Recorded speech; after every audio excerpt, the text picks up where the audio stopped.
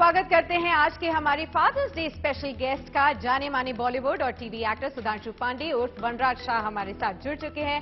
सुधांशु जी, बहुत बहुत स्वागत है आपका धन दौलत पर और आपको फादर्स डे की बहुत बहुत बधाई।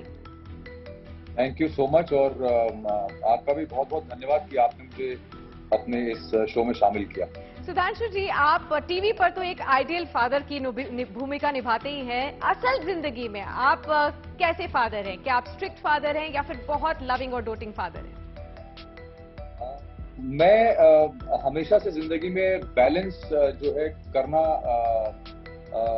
करता आया हूँ चीजों को। तो मुझे लगता है कि घर पे भी बच्चों के साथ भी चाहे कुछ भी हो जीवन में, उसको हमेशा we have to strike the right balance. तो मैंने अपने बच्चों के साथ भी वही किया है। मैं जितना लविंग और डोटिंग, वैसे तो ज्यादातर मैं लविंग ही हूँ, पर थोड़ा बहुत डिसिप्लिन मेरे ख्याल से बहुत जरूरी है, क्योंकि वो एक हर एक इंसान की जो एक फाउंडेशन होती है वो डिसिप्लिन से ही पड़ती है। तो मैंने अपने बच्चों को थोड़ा सा डिसिप्लिन के साथ बड़ा किया है। आप रियल लाइफ में एज अ फादर कैसे फाइनेंशियल प्लानिंग करते हैं अपने लिए और अपने परिवार के लिए? तो मुझे लगता है हम लोग कभी भी अपने करियर को या अपनी जिंदगी को बहुत कैजुअली नहीं ले सकते हैं, क्योंकि बहुत रिस्क इन्वॉल्व होता है। तो इसलिए मैं हमेशा जो भी करता हूँ या जो भी सोचता हूँ वो सिर्फ सेफ्टी के पॉइंट ऑफ व्यू से देखता हूँ और सिक्योरिटी के पॉइंट ऑफ व्यू से देखता हूँ। तो जो भी पैसा हम कमाते हैं उसको बहुत ही सिक्योर जगहों पे डालना, जैसे फिक्स डिपॉजिट हो गया या म्यूचुअल फंड हो गया या प्रॉपर्टी हो गई, ऐसी चीजें जो आपको पता है कि वो आपके हाथ में है और अगर कुछ नहीं तो वो जितना आपने डाला कम से कम उतना तो वापस आएगा। उससे कम नहीं होगा या वो कभी खत्म नहीं होगा। सुधांशु जी, आपको अपने पिता से सबसे वैल्यूएबल लेसन्स क्या मिले हैं जो आप अब तक लाइफ में इम्प्लीमेंट करते हैं? पेशेंस। मुझे लगता है कि मेरे पिताजी से मुझे सबसे बड़ी चीज जो सीखने को मिली, और वो भी बहुत नेचुरल और ऑर्गेनिक तरीके से, क्योंकि कभी भी उन्होंने ये चीज जबरदस्ती थोपने की कोशिश नहीं की। उन्होंने अपने ही बर्ताव से हम लोग को ये बचपन से सिखा दिया कि पेशेंस कितनी जरूरी चीज है। तो आपके दो बेटे भी हैं सुधांशु जी, विवान और निर्वाण। आप उनको फाइनेंशियल प्लानिंग के बारे में या मनी लेसन्स क्या सिखाते हैं?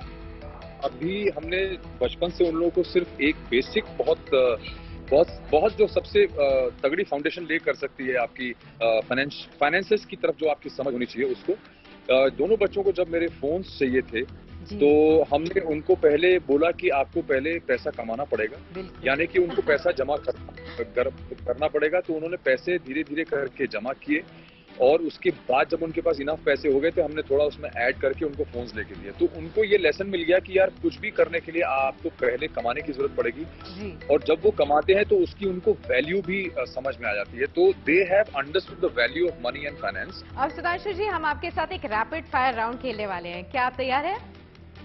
जी जी बिल्कुल बिल्कुल। ठीक है, तो मेरा पहला सवाल है कि आपकी पहली सैलरी कितनी थी? 25,000 रुपए। आपने अपनी पहली सैलरी से क्या खरीदा? मेरे माँ बाप के लिए कुछ गिफ्ट्स लिए थे मैंने। ओके। आपकी अब तक की सबसे महंगी परचेज क्या है? मेरा घर जिसमें अभी मैं रहता हूँ। ओके। आपका पसंदीदा निवेश क्या है? इनमें से आपको एक चुनना होगा, रियल एस्टेट या stock market? Real estate. Gold या crypto currency? Gold, any time. Okay. Fix deposit या mutual fund? Fix deposit. Okay. आप फाइनेंशियल प्लानिंग के लिए किसकी सलाह लेते हैं? My wife. ओके। घर में फाइनेंशियल इन्वेस्टर की भूमिका सबसे बेहतर कौन निभाता है, आप या आपकी पत्नी? नहीं, वो तो मैं ही करता हूँ। ओके। आप सबसे ज्यादा पैसे कहाँ खर्च करते हैं? क्या वो कपड़ों पर है, जूतों पर, ईटिंग आउट या ट्रैवलिंग पर? आई थिंक कपड़ों और जूतों पे। ओके। कितने पैसे आप अपनी वॉलेट में कैरी करते हैं? मैं अपने वॉलेट में बहुत कम से कम कैश लेके चलता हूँ, क्योंकि मेरे पास हमेशा कोई ना कोई कार्ड रहता है और आजकल जीपे ने जिंदगी बहुत आसान है। ओके, बहुत बहुत शुक्रिया सुधांशु जी हमारे साथ इस खास चर्चा में शामिल होने के लिए और इन तमाम सवालों के जवाब देने के लिए। उम्मीद करते हैं आपका फादर्स डे बहुत ही अच्छा जाए।